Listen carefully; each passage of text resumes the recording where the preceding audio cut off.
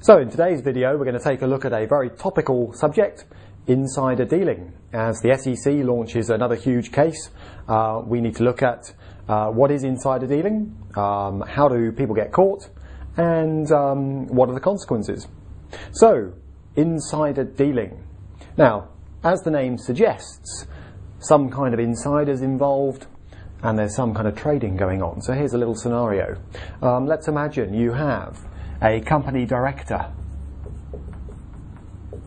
of firm ABC. So a company director, and this director has the results announcement due to be released in 2 days' time to the market through, let's say, the London Stock Exchange. And that results announcement is going to hammer the share price because it's bad news. The company's not doing as well as everybody currently thinks. So he's got this results announcement early. He's a director after all. So, in a phone conversation with his mate, a hedge fund manager,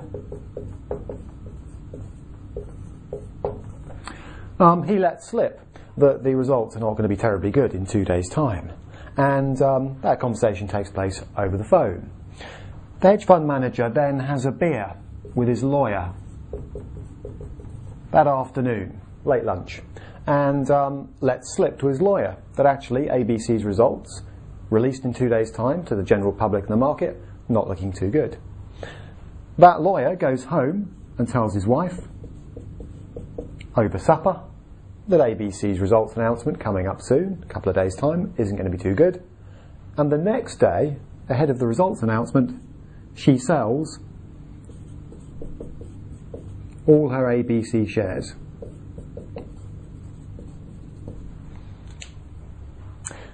Who could be nailed for insider dealing? Probably guess the answer, all of them.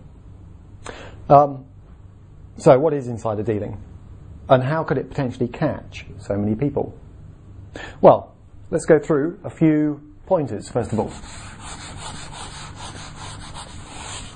Number one, under UK law, you need to have an insider involved. Now, insiders, people often think, are directors of companies.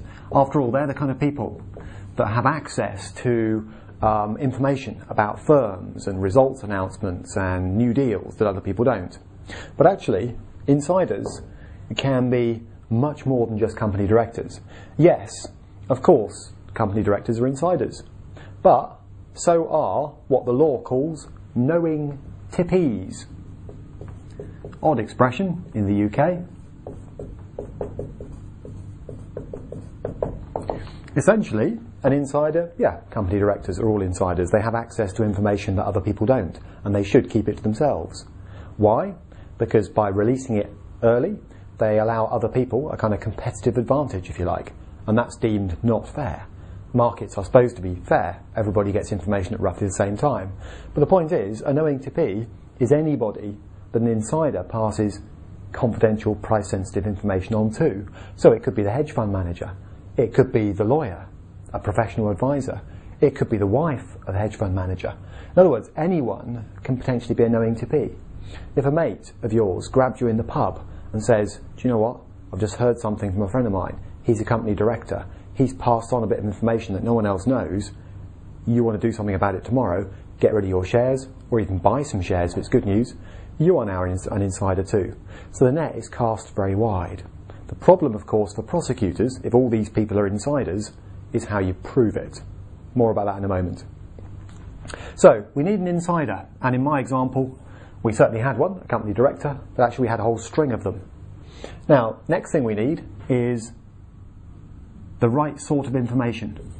Price-sensitive information.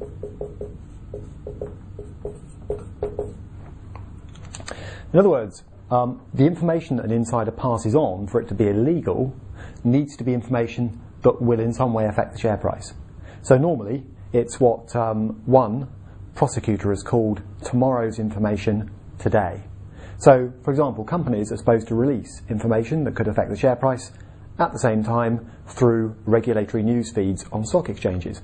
That is meant to try and ensure that all investors have access to it and can react at the same time. Because obviously if one investor knows early, they'll react first, and that's unfair. So, price-sensitive information is information that's capable of moving the share price up or down. A lot of people think that an insider dealer is someone who gets information about good news early, buys the shares and makes a profit. True. But it's also, in my example, somebody who gets bad news early and dumps all their shares to avoid a loss. They're both dodgy in the eyes of the law. Now, having an insider, a company director with price-sensitive information, so what? Something's got to happen to make it insider dealing. So the third test is a deal. Now, a lot of people think, well, that's all right. I mean, the only person who dealt in my example was the wife, right down the end of the chain. So I can see she's sort of guilty somehow, but the others aren't. Well, they are. Because, yeah, if you buy or sell shares with inside information, yeah, you've committed the most obvious form of the crime. But simply passing information on where you know that it's inside information is also illegal. It's more difficult to prove, because obviously there are records of deals, but nonetheless, it's illegal. So everybody in my chain potentially is an insider dealer. Right. Next question, I suppose, is defences. So someone's accusing me of insider dealing. I'm a company director. The usual one that's played these days is, well, yes, I'm a director of a company. Of course I have access to inside information. I'm a director. All my fellow directors have that information too. And that in itself isn't a problem. True. I even pass on the information, but I did it in the normal course of business. You know, one director telling another director about the latest results announcement ahead of the results announcement, not a problem. It's their job. You can't, as a director, keep everything to yourself. You have to share it with your fellow board members. That's not insider trading. But passing the same information on to an outsider, like a hedge fund manager, that's different. Whether that falls under the usual or normal course of business is much more debatable. You can't simply tip people advanced information because you like them or you owe them a favour. You might say you can, because all's fair in love and war and in the financial markets jungle, but you're breaking the law. Okay, so there are one or two other defences, but the main one is usually, well, yes, I'm an insider, it was price-sensitive information, yeah, I passed it on, but within the normal course of doing my job.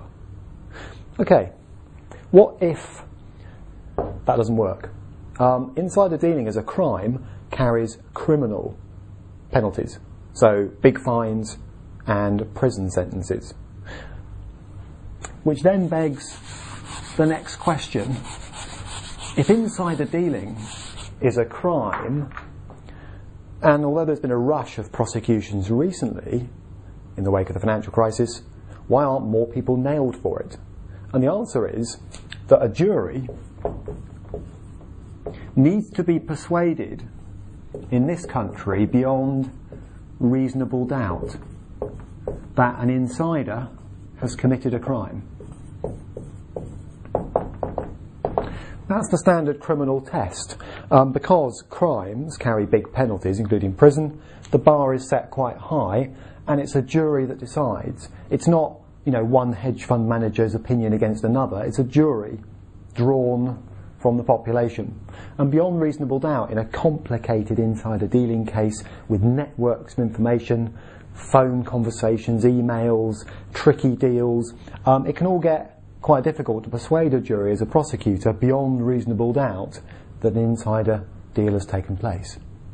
And of course, the defence will do their best to argue that it's a victimless crime. My client did nothing other than carry out their job.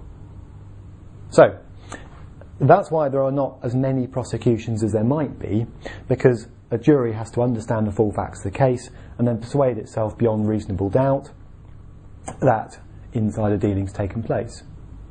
Okay, so to finish this video, because of that, in the UK, the regulator, the Financial Services Authority, has some extra powers under the market abuse rules. Essentially what they can do is they can try and embarrass an insider even if they can't prosecute them. This is basically the regulator, not a jury, saying, on a balance of probabilities, 50-50 confidence, we think some sort of market abuse, insider dealing type activity has taken place. Because we're not a judge and jury, as a regulator we can't send this person to prison, but we can, at the very least, name and shame them. And that fills in some of the gaps created by the difficulty sometimes of landing big insider dealing cases.